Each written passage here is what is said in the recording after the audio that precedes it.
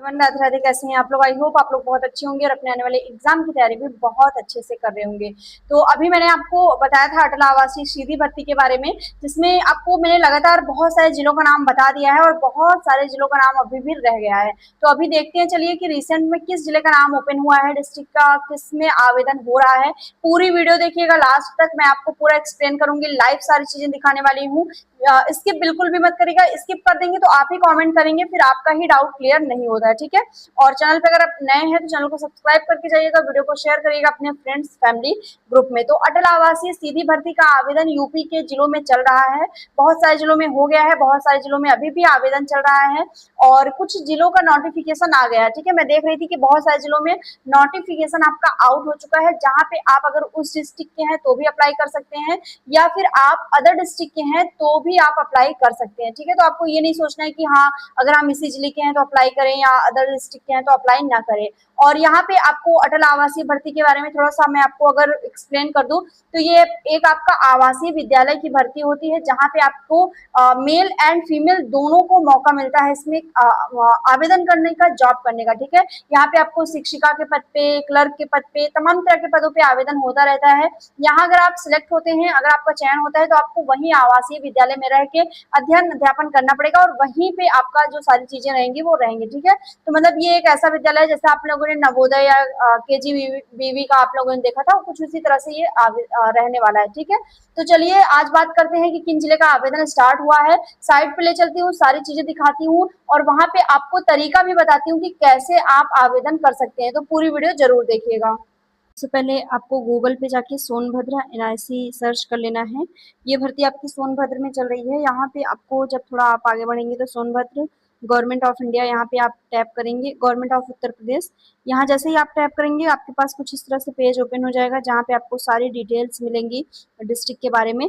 यहाँ आपको आगे बढ़ते रहना है और यहाँ नीचे जैसे ही आप आगे बढ़ते जाएंगे आपको यहाँ पे अटल आवासीय भर्ती का जो विज्ञापन है जो जारी किया गया है वो आपको देखने को मिल जाएगा। तो सबसे पहले यहाँ पे आपको आगे बढ़ने के इस तरह से आपको पेज देखने को मिलेगा। यहाँ पे आपको Atal Awasiya Gurmura Sonbhadra announced for filling vacant post as guest teacher, यहाँ पे आपको आवेदन करने की जो प्रक्रिया है यहाँ से देखना है। तो हम इस पे टैप करेंगे, हमारे पास इस तरह से पेज ओपन हो जाएगा। यहाँ ओपन होने के बाद आपको यहाँ पे नोटिफिकेशन दिख रहा होगा, जो कि यहाँ आप देख पा रहे होंगे। तो आपको स्टार्टिंग डेज 20/9/2025 है और एंड आपका 4 अक्टूबर को है। 4 अक्टूबर तक आप इसमें आवेदन कर सकते हैं। यहाँ पे चलिए देख लेते हैं पूरा जो भर्ती का जो और डिटेल्स है उसको। तो यहाँ आप देखेंगे कि प्रेषक प्रधानाचार्य अटल आवासीय गुरमुरा सोनभद्र, जिन्होंने ये भेजा है आवेदन करने के लिए, जिला सूचना विज्ञान अधिकारी द्वारा को इन्होंने भेजा है।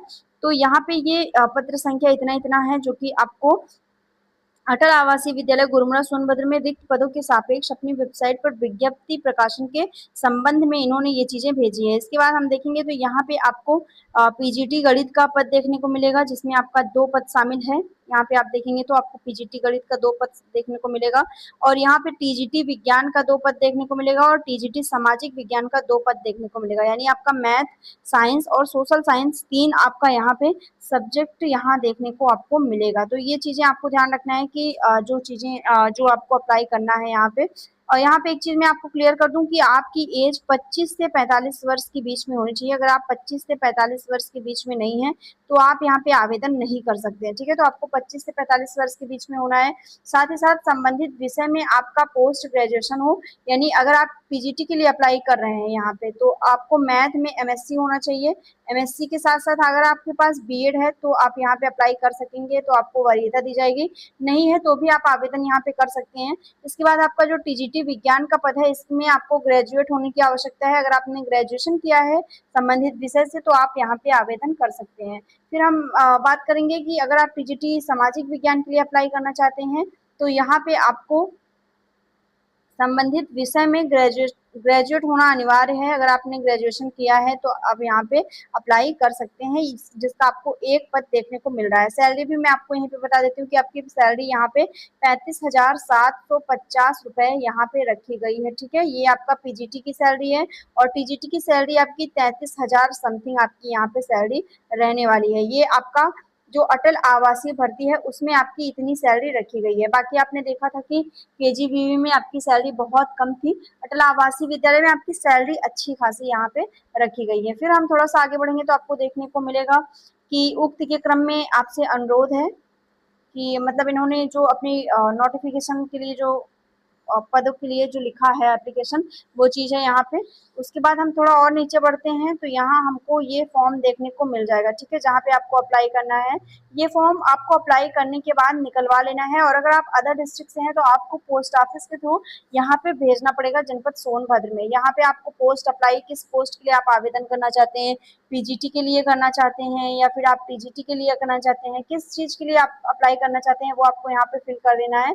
इसके बाद आप यहाँ पे अपना नाम, ठीक है, अगर आपको शादी हो गई है तो आप अपने हस्बैंड का नाम, नहीं हुई है तो आप अपने फादर का नाम यहाँ पे लिख सकते हैं, मतलब नेम ऑफ कैंडिडेट रहेगा, फिर फादर का नाम रहेगा, डीओबी आपकी रहेगी जो कि आपकी आधार कार्ड मार्कशीट से मैच होनी चाहिए। उसके बाद आप किस मतलब आपका जो एज है वो कितनी हो चुकी है, कितना दिन क्या साल, वो आपको यहाँ पे फिल कर देना है, ठीक है। अगर आपकी शादी हुई है तो फिल कर देना है, जेंडर आपको अपना फिल कर देना है। इसके बाद आप देखेंगे तो आपको यहाँ पे अपनी कैटेगरी भी जरूर फिल करनी होगी। अगर आप कैटेगरी नहीं फिल करेंगे तो आपकी यहाँ पे काफी ज्यादा लॉस हो जाएगा। तो आप SC ST OBC क्या है, आपको ये चीजें फिल कर देनी है, रिलीजन, नेशनलिटी, ये सब आपको फिल कर देना है। आधार कार्ड नंबर यहाँ पे आपको फिल करना है। उसके बाद आपको अपना पता, जहाँ पे आप रहते हैं, वो सारी चीजें आपको यहाँ पे फिल कर देनी है, ठीक है। आप देख पा रहे हैं कि आपको ब्लॉक लेटर में ही फिल करना है यहाँ पे।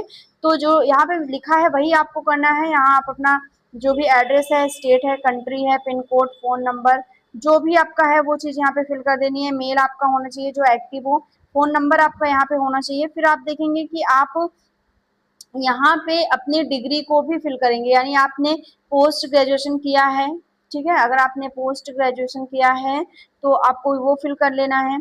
अगर आपने पोस्ट ग्रेजुएशन नहीं किया है, ग्रेजुएशन ही किया है, तो आपको वो फिल कर लेना है। बीएड है तो आपको फिल कर देना है। एक मिनट जी, अगर आपके पास पोस्ट ग्रेजुएशन है तो फिल करना है, ग्रेजुएशन है तो फिल कर लेना है, बीएड है तो फिल कर देना है, सीटेट है तो, या अदर कोई डिग्री है तो उसको भी आप अपना फिल कर देंगे, ठीक है। आपको किस यूनिवर्सिटी से किया है, आपने किस बोर्ड से, आपको वो चीजें यहाँ पे फिल कर लेनी है। उसके बाद आपको अपने सब्जेक्ट फिल कर लेना है यहाँ पे, ठीक है। आपको अपने सब्जेक्ट यहाँ पे फिल करना है। फिर आपके मैक्सिमम मार्क्स कितने थे वो आपको यहाँ पे फिल कर लेना है, ठीक है। और आपका परसेंटाइल क्या, मतलब परसेंटेज क्या था, वो आपको यहाँ पे फिल कर लेना है, ठीक है। और अगर कोई और चीजें हैं, मतलब अगर आपने बहुत आपको कुछ मिला है उसमें, तो आप वो यहाँ पे मेंशन कर सकते हैं। ये सब आपको इसलिए करना है क्योंकि इस सब का प्रभाव आपके मेरिट पर पड़ेगा। अगर आपकी क्वालिफिकेशन ज्यादा रहेगी तो आपके चयनित होने के चांसेस ज्यादा से ज्यादा रहेंगे, ठीक है। फिर आपको यहाँ पे अगर एक्सपीरियंस वगैरह है तो वो आप फिल कर देंगे कि आपको किस स्कूल में एक्सपीरियंस है, आपने कभी पढ़ाया है या नहीं पढ़ाया है, कितने साल पढ़ाया है, कब से कब तक पढ़ाया है, किस स्कूल में, ये सब आपको यहाँ पे फिल कर देना है। और यहाँ पे अपनी जो है वो डेट आपको डाल देना है। डेट डालने के बाद आपको इसको स्कैन करा के और ये निकलवा के यहाँ पे आपको अपने साइन भी कर देनी है, ठीक है। एप्लीकेंट सिग्नेचर भी लिखा हुआ है। तो अगर आप उसी डिस्ट्रिक्ट से हैं तब तो ठीक है, अगर नहीं है तो आपको डाक के माध्यम से भेजना पड़ेगा ये। और अगर कोई डाउट रहता है तो कमेंट करिएगा। आने वाले डेज में बहुत सारे जिलों में अटल आवासीय पद पे आवेदन होने वाला है, तो कमेंट जरूर करिएगा। मिलते हैं नेक्स्ट वीडियो में, तब तक के लिए बाय एंड टेक केयर।